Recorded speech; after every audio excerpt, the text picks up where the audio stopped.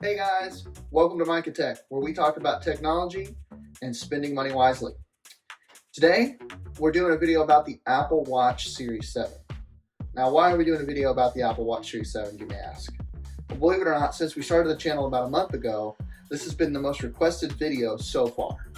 We've had videos requested on reminders and productivity apps, but the Apple Watch, I think we've had 4 or 5 people reach out and say, hey, we'd love to see a video about the Apple Watch. So today, we're going to do a review of the Apple Watch Series 7, as well as walk through some of my favorite features, some features you may not know a ton about, that can improve your productivity and your use case for your Apple Watch.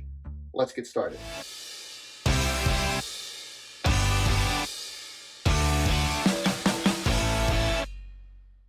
The Apple Watch Series 7 is in a really intriguing position in the market for smartwatches in 2024. If you don't know, the Apple Watch Series in general is the best-selling watch in the world of all time. Better than Rolex, better than Omega, better than Invicta. They sell more watches than any other type of watch in the world, which is crazy to think about. Why would I be reviewing the Series 7 when the Series 9 is the most recent updated version of the watch? Well, there's a reason for that. On this channel, we talk about spending our money wisely, and we talk about investing in technology that gets the most value for your money. And I believe that the Series 7 is that watch in 2024, up to this point. Let's talk about the main differences between the Series 7 and the, say, Series 9. Series 7 doesn't come with crash detection, has less storage, doesn't have a temperature sensor, doesn't have the newest chip, and doesn't have the higher brightness of 2000 nits. But that's it. Funny enough, the O2 meter, the O2 reader, the blood oxygen level, works on this watch, but not the Series 9 because of a lawsuit that Apple's going through currently. Which is kind of funny considering that a lot of people buy these watches for the health apps. Overall, today, you could purchase this watch for half the price that you would pay for the Series 9. Let's go into 5 reasons why I use this watch and the story behind my use case with the Apple Watch. My story with the Apple Watch is kind of a funny one. This is the 5th Apple Watch I've owned. I've owned 2 SEs, a Series 5, a Series 6, and now a Series 7. Now, please don't roast me in the comments or think that I'm contradicting myself by making a video about why this is the best Apple Watch when I've had 5 Apple Watches. Let me tell you why, and by the end of this video, it should make sense as to why I'm trying to convince you that this is a good purchase. For years, I was an Apple fanboy, still am, but I wasn't really dedicated to what the OS or the software did. I bought all these Apple Watches thinking that I would use it for working out, thinking I would use it to track my sleep, thinking I would use the convenience features. And I would use them for a couple weeks at a time, and then I would find that my watch would be charging all the time and never on my wrist. So when I needed some extra money or I had an opportunity to do something fun, I would sell my watch and move on. For a long time, I was a traditional watch wearer, and I still am to an extent, but the convenience of the watch when you use it like it's intended is so valuable in our world today, and that's why I use the Series 7. Let's talk about 5 really important reasons to why you would use an Apple Watch, maybe some that you don't know.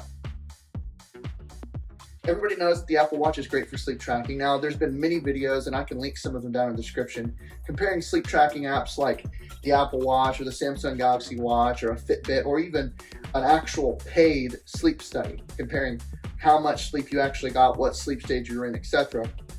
But the Apple Watch does a good enough job to give you an idea of how your sleep is looking on a daily basis and a weekly basis. I use the normal tracking app through Apple Watch, but I also use an app called Pillow. I'll put a link down to it in the description as well. The Apple Watch tells me how much time I slept, how long I was in bed, and how long I was in each sleep stage, but Pillow will actually give me a score based off of all of those statistics, as well as some audio recordings that it does throughout the evening. When I go to bed, I press start on my Pillow app. It syncs to my phone, and as I'm sleeping, the phone's microphone and my watch microphone picks up on noises it hears in the background, snoring, talking, whatever, so that it can know how long you were awake, when you were awake, and it can actually give you an accurate sleep score. It's been super helpful for me as I've been testing new things that will help me sleep. And I've noticed that using that app with different types of sleep aids and different strategies to sleep better, that I've actually improved my sleep score over the last couple of weeks. So that's a huge win for me. That's reason number one. Reason number two, the health apps. I have kind of a personal story about this. As many of you know, the Apple Watch has an app to track your heart rate, track your blood oxygen level, your respiratory rate, and to track your actual sinus rhythm. Now, to track your sinus rhythm, it requires you to intentionally pull up your watch, and I'll show you here. We pull up the watch, we go to the ECG app, and it requires me to physically be calm on my wrist and actually put my finger on the watch crown to determine what my heart rate is. It's not super accurate when you're standing up, but I wanted to give you a demonstration, and the reason that is, for me, I was having heart palpitations a couple of weeks ago, and I had a doctor's appointment coming up where I was going to address it with the doctor. So what I did is when I would have a palpitation, I'd pull up my ECG, let it record it, send it to my iPhone, and I would save it.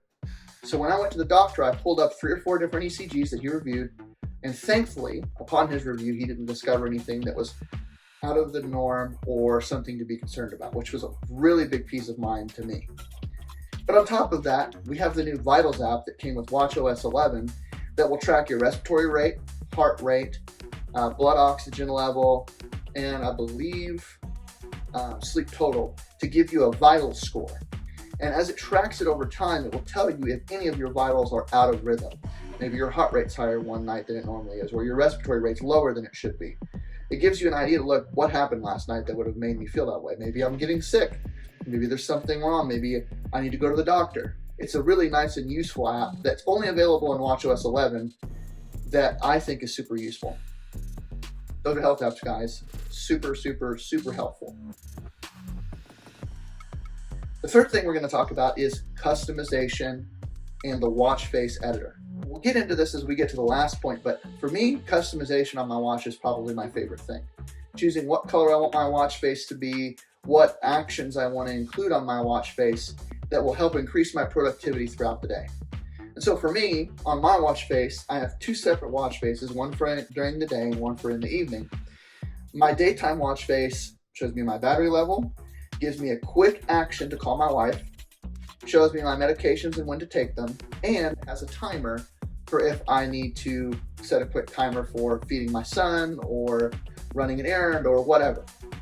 During the evening, it's a similar thing, but it's sleep tracking and a compass, which don't ask me why the compass is on there. Maybe it's just because I like the way it looks. But the convenience of that, being able to set pretty much whatever you want on your watch face, is awesome. So whatever's most useful to you, there's a plethora of different items you can put on your watch face that allow you to be more productive throughout the day. The fourth point is reminders. Now, we've talked about reminders on this channel, but the reason I like it is being somebody that has ADHD, sometimes a reminder on my phone and a reminder on my iPad's not enough. So having my wrist vibrate and make me look down will actually help me remember I got to go do this thing. I got to go do this thing. So on every one of my watch faces, I actually include a reminder section at the top of the watch face. So it'll let me know I need to go take my medicine, I need to go run this errand, I need to turn in this report, whatever it may be. It's just a really nice feature to improve my productivity when I may be distracted with my phone or watching a show. It's a physical reminder to say, hey, look at this. Now I know I need to take some action. The last thing we're going to talk about in the fifth point and the final point is going to be convenience. There's so many things about the Apple Watch that are convenient on everyday use. For me, I mentioned the timer.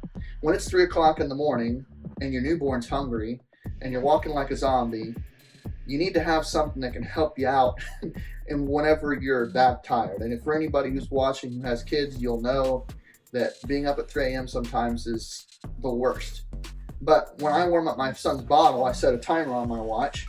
And let's say I fall asleep, which I have like 3 or 4 times. It vibrates on my wrist and let me know the bottle's done. I take it out of the warmer and I start feeding. Whenever I'm driving, sometimes looking at your phone is a huge distraction and it can be dangerous.